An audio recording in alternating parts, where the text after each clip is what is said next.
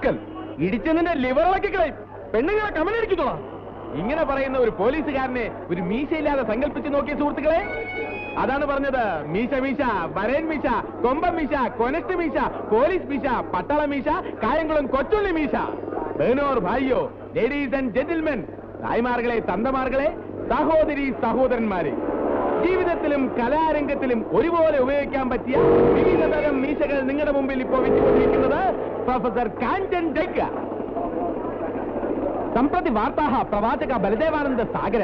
സുഹൃത്തുക്കളെ, ദേവാനന്ദനെ പോലെ വലിയ നടന്മാർ ജനക് ജനക് പായൽ ബജെ ജനിച്ചത് മീശയില്ലാതെയാണ്. ദിൽഹേക്ക് മാൻതാ നഹീം. എന്നാൽ ദൈവത്തിന്റെ കൃപ കൊണ്ട് റോട്ടി കപ്പട ഓർ മകാൻ, ചെറിയ കപ്പട മഹാൻ മീശകൾ വച്ച് രുദ്ര മത്തന, സ്വന്തം രൂപം പോലും മാറ്റാൻ അവർക്ക് കഴിഞ്ഞു. മുഖദ്ദർക്ക സികന്ദർ, മുഖത്തിന് ചേരുന്ന മീശ ആശിക്ക്. ആരാണ് ആശിക്കാത്തത്?